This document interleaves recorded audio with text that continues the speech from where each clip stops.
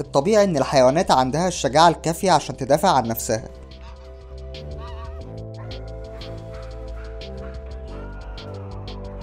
لكن في حيوانات مستعدة تضحي بحياتها عشان تدافع عن البشر وتحميهم كمان. اللي هتشوفه في الفيديو هيصدمك حقيقي، بس عشان تحكم بنفسك لازم تكمل الفيديو ده للآخر. ياريت تدعمني باشتراك وتدعمني بلايك. يلا بينا. الشرطة مش طبيعي انها تكون موجودة في كل المواقف، بس الكلاب لأ، بتبقى موجودة في أي وقت محتاجه. ومن حسن حظ الراجل ده عنده 2 كلاب أشجع من بعض. الحيوانات عندها إحساس بالخطر عالي جدا،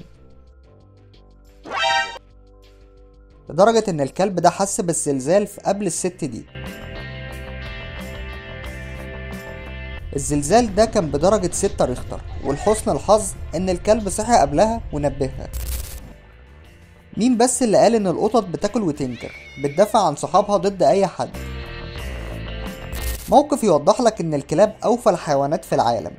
راجل مشرد الكلب بيحميه لمجرد إنه بيقعد معاه.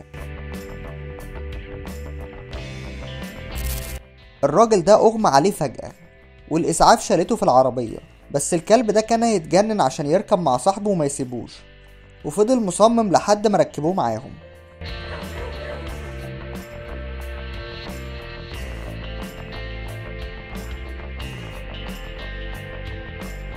تسريب الغاز من أخطر الحاجات اللي ممكن تسبب كوارث. في ولاية واشنطن كان في تسريب غاز ومحدش حاسس بيه. في نفس الوقت لاحظوا كلب عمال بيحفر تحت السور فجأة، وعمال بينادي على أي حد معدي كأنه بيحذرهم من حاجة. أصحاب الكلب ده كان معاهم جهاز بيقيس نسبة الغاز، والمفاجأة إنهم لقوا تسريب في الغاز كبير جدا. الكلب ده أنقذ أرواح كتير جدا، ومش هتصدق لما أقولك إنهم اعتبروه في الحي بطل بسبب العمل البطولي اللي عمله. الكلب ده أنقذ صاحبه بسرعة رد فعل غريبة. لو صاحبك مش هيجرك بالقوة دي.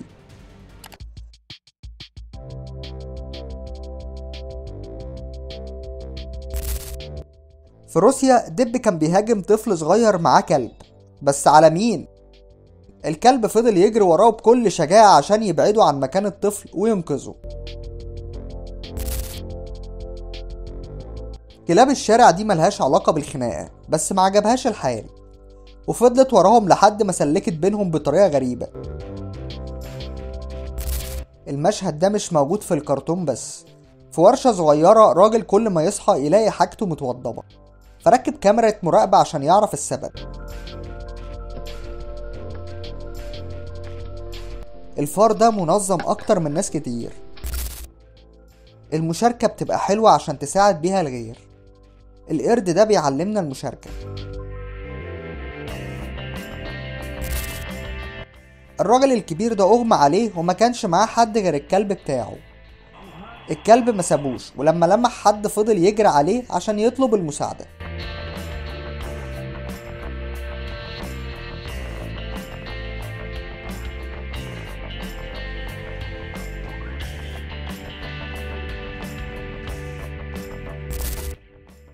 عشان نتغلب على المواقف الصعبة بنحتاج مساعدة من أي كائن حي حرفيا، سواء ماشي على رجلين أو 4 رجول.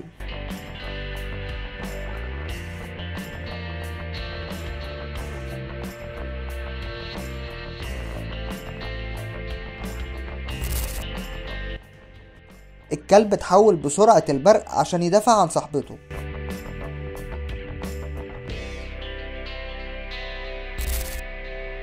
أوقات الإهمال بيؤدي لأذية اللي حواليك.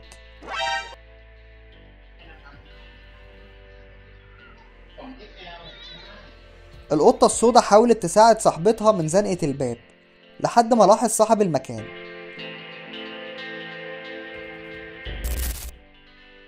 الراجل اللي بيصور ما كانش عارف خطورة الخرفان على الأطفال، بس الكلاب لاحظت وجت في الوقت المناسب عشان تنقذ الطفل، وندمت الخروف على اللي عمله كمان. الكلب الذكي ده لاحظ الشاحن بيدخن وحس بالخطر، وبسرعة الكلب لقى حل قبل ما المشكلة تكبر.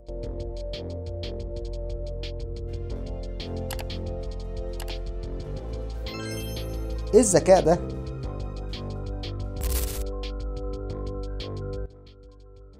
الموقف ده يعلمك انك ما تلمس صاحب القطة مهما كنت، حتى لو كنت ضابع مفترس.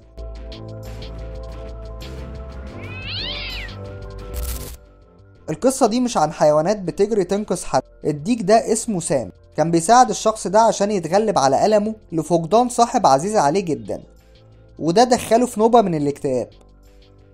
ديف بيحكي ويقول ان سام دخل السعادة لقلبه زي كلبه اللي مات بالظبط. في ناس كتير بتقلل من خطورة القطر لما تكون مطلع نفسك بره او مطلع رجليك، بس الكلب ده كان موجود وبيجي كل يوم عشان يتأكد ان محدش بيطلع رجله، واي حد بيطلع رجله بيحاول يعضه كنوع من التحذير.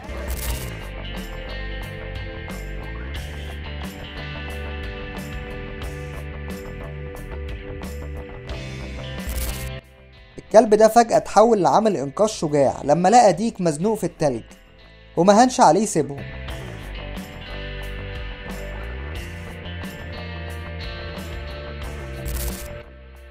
التعبان الكبرى ده كان بيتسحب عشان يوصل للاتنين دول وينقض عليهم.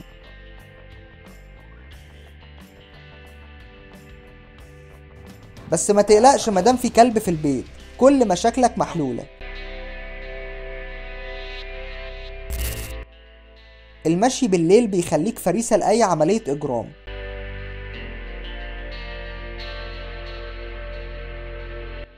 بس خطة المجرمين دول باظت لما لقوا بودي جارد مع الراجل على هيئة كلب. البنت دي متعودة كل يوم تروح السوبر ماركت، بس اليوم ده اتحول بسبب نوبة سكر جات لها فجأة. الكلب لاحظ وقعد ينبح عشان يطلب المساعدة لحد ما حد سمع الكلب وجه عشان يساعد. تخيل البنت دي لو كانت لوحدها في موقف زي ده كان ايه اللي حصل؟ في الهند الناس بتشتكي بسبب الفيلة اللي بتجري على الأراضي الزراعية وبتبوظ لهم المحاصيل، وبالرغم من حجمه والعصبية اللي كانت فيه، بس الوحيد اللي قدر يقف قدامه كان الكلب الصغير دوت، وقدر يحمي أصحاب القرية الصغيرة دي ويغير مسار الفيل.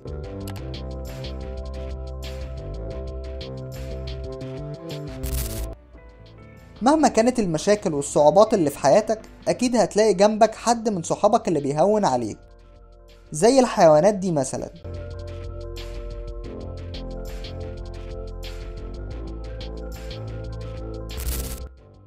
أصحاب البيت دول صحيوا على الكلب بتاعهم وهو بيقطع في كل حاجة بدون سبب.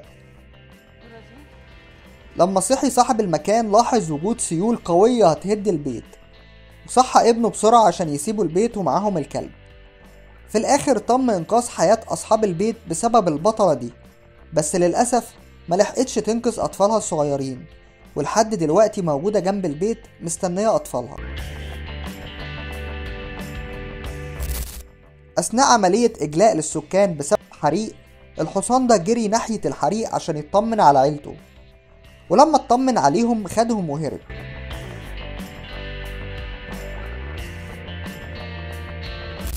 لو شفت المنظر ده على الطريق وانت ماشي ياريت ما تقربش منهم، لأن فرقة البط دي بتحمي الست دي من أي حد بيقرب منها.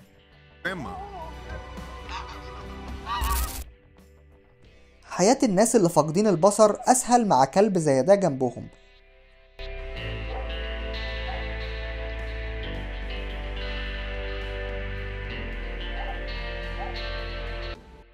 بعد ما اتأكد إن العربيات كلها وقفت، بيساعد صاحبه إنه يعدي الشارع في سلام. في كل موقف بتلاقي كلب وفي بيقف جنب صاحبه.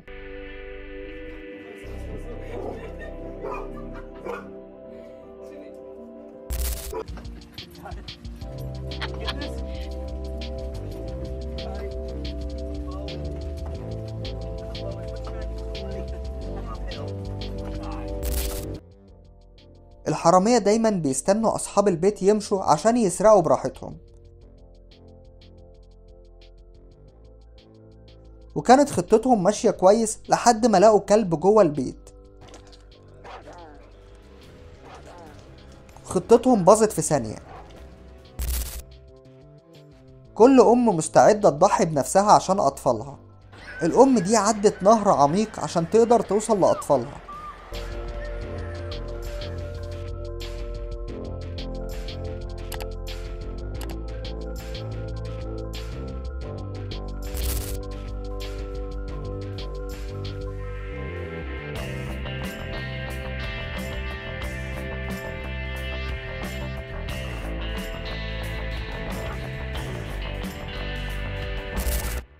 الدخان مش بس مضر للصحة، ولكن كمان ممكن يكون علامة على بداية حريق.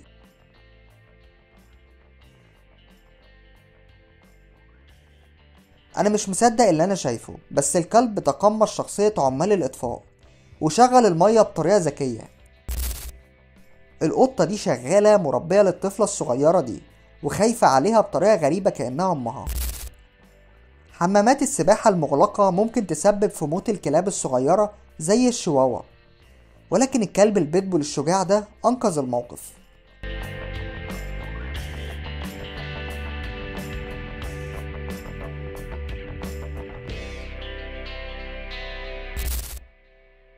كل ما تعرف حاجة عن الفيل كل ما يزيد حبك وإعجابك بيه، وده بسبب ذكائه وتصرفاته.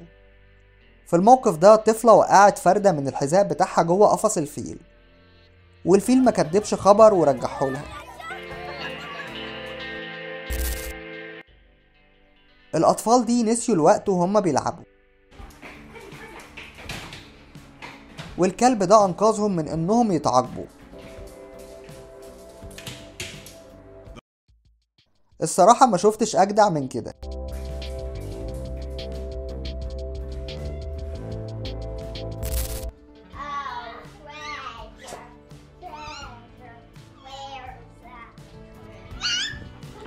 حتى لو كانت لعبة، بس الكلب عنده أهم حاجة إنه يحمي الطفلة الصغيرة دي. الموقف ده يعلمك ما تسيبش حيوانك بره البيت.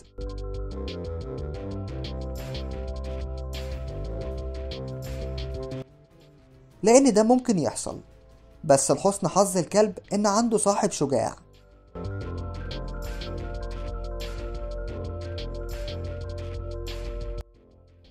لو عندك موقف زي دوت ممكن تحكيه معانا في الكومنتات.